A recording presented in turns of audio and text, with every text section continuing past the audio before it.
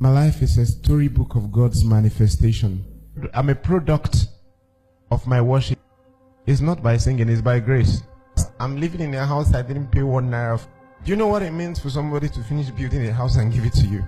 You know, and sometimes, every time I come out of my house, I look around, I ask myself, how old are you?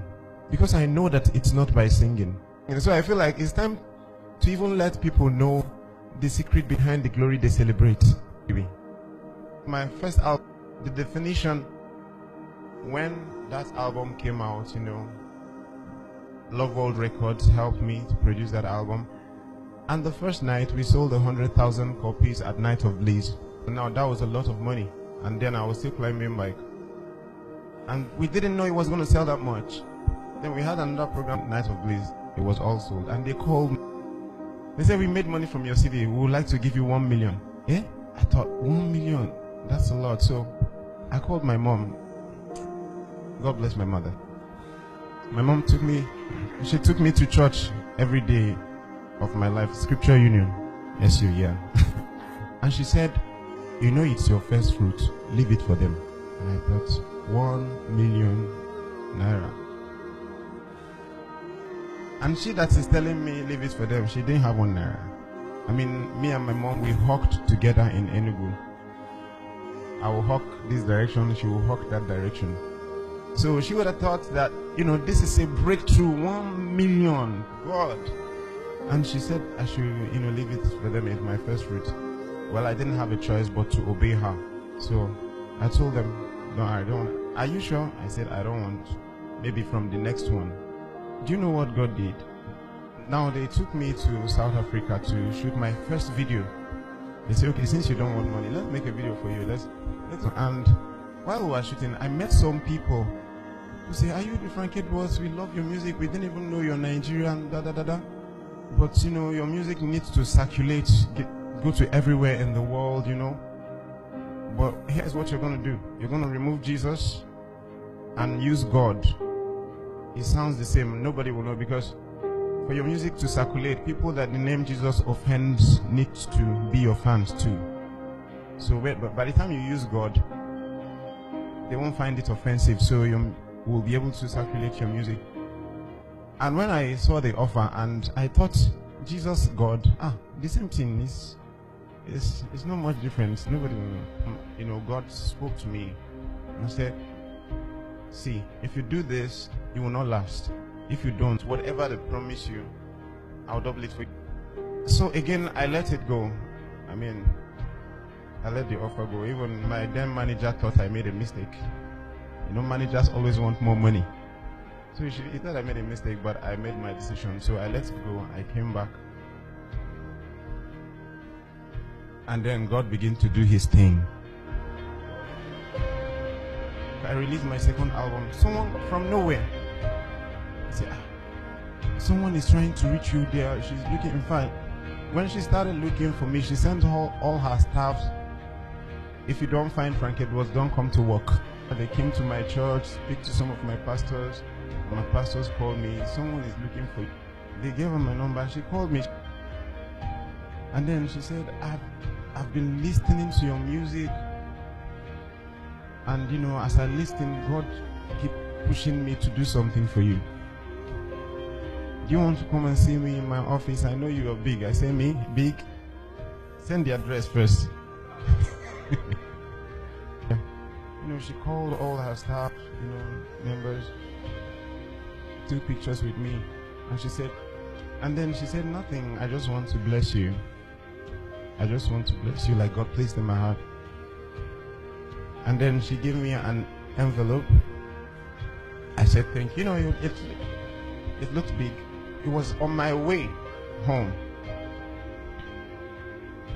that I opened the envelope. I opened it, so I called her. I said, ma, the envelope you gave me. She said, what? I said, look what's inside. She said, that's for you now.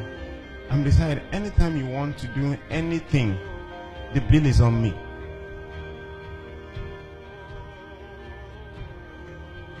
Okay.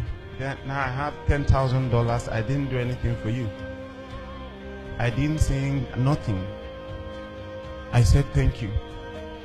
I went home.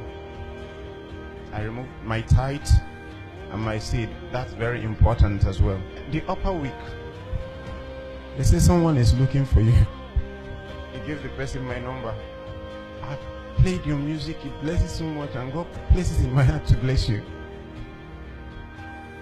Can you come to my house? I went there. The same story. You know, God does not make empty promises, and He knows how to cause the chain reaction. You know.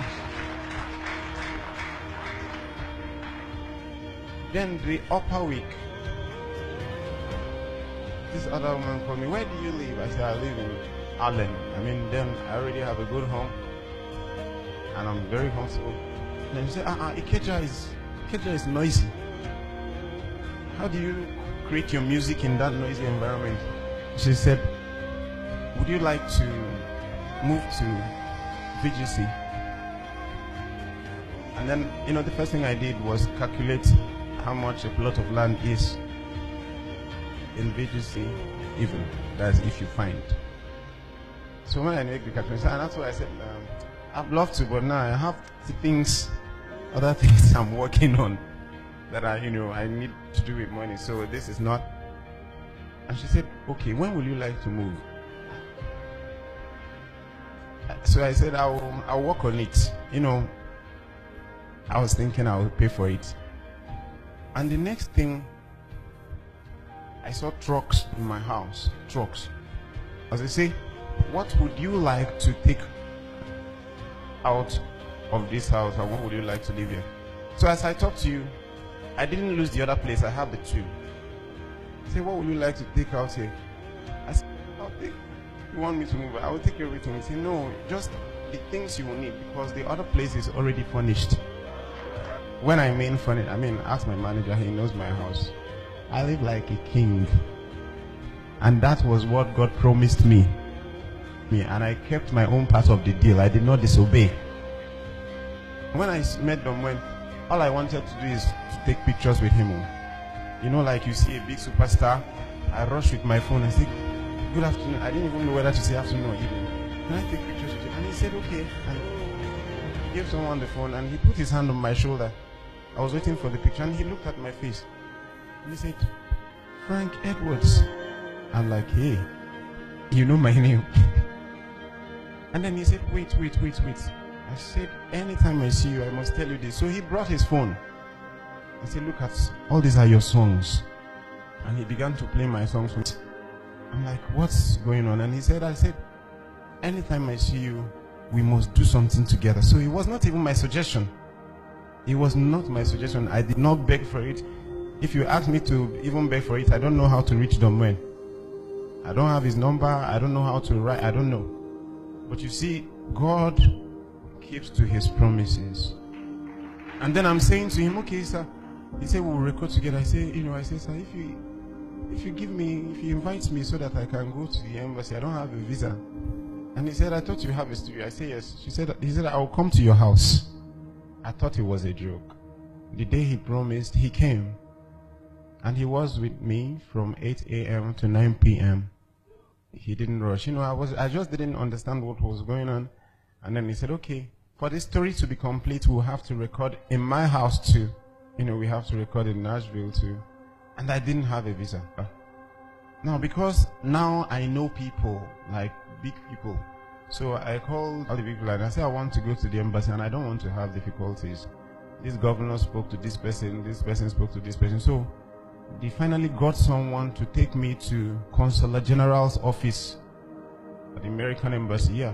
So they took me in. I was sitting face to face with the consular. And I've been to that place before. They rejected me visa. And I'm asking myself, wait, Frank, you entered here, you didn't queue. And then we had to say, what's the matter? I said, I brought my brother here. He came before, they rejected him visa. So now he wants to apply again, but we don't want the same problem. The consular asked me, what was the issue the last time? I said, I don't know. They just refused me. I don't know what happened. He now said, okay, no problem. Apply again. That's bringing me to say, when God is doing his thing, he doesn't want any man to take the glory. So I'm sure God felt, because so now you're feeling like you now know people. I applied. I went, they refused me. And now I'm thinking, if you have a meeting with Consular General and they refuse your visa, what else do you want to do? I didn't know God probably was not happy with that. I prayed, when it came to my mind that maybe God is not happy. So I said, Lord, I'm sorry if I've gone the wrong way about this visa issue. I apologize. And then as I prayed that prayer and stood myself, I had a confirmation to go back again. This time I didn't tell anybody. I didn't tell nobody. I just paid for the visa application, applied again, just picked my passport, and I went there. All the embassy staffs from the entrance, hey, Frank Edwards, we love your music. Frank Edwards, we love your music. Even inside the interview hall, yes, someone still telling me, Frank Edwards, I said, listen, you're telling me, tell Uyibo now. I'm not the one. This Uyibo that will give you, tell him that you know me, So they say, go to counter 10. And my heart started beating again. I didn't know that God has gone ahead. And here I'm standing before this lady. At one glance, she just started smiling. I don't know why. So I came close. She said, how are you? I said, I'm fine. And she said, I love your music. That was the end. She said, you are amazing at the experience. And I left, then a few days later, I collected my visa. And that's how I got to the visa. I went to America and we are done with our album.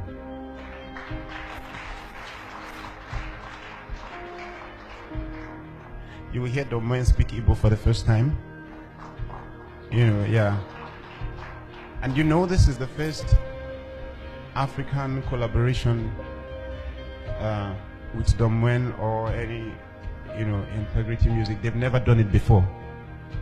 And, God even opened, while I was in America, God opened doors. Domoen said to me, what can we do for the upcoming African artists? We discovered that we have so much talent, but they lack the right exposure. They lack the right exposure, the right sound to their music. And then he thought, okay, he was the last president of Integrity Music. And I have my own record label, which God helped me to build. So he said, since you already have Rocktown and I have my own, to help the African artists, let's open another company together. I'll be the president, you be the vice president. And I thought, that's cool, vice president. So now, the story is from hawking in the streets to being the vice president of the biggest record label in Africa. I don't know what you're believing God for. I don't know your background. I don't know what you've been through. But see, don't let your background put your back on the ground.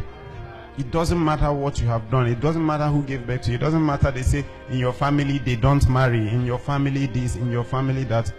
Tell them, this is me. He who is in Christ is a new creation. All things has passed away. Everything has become new.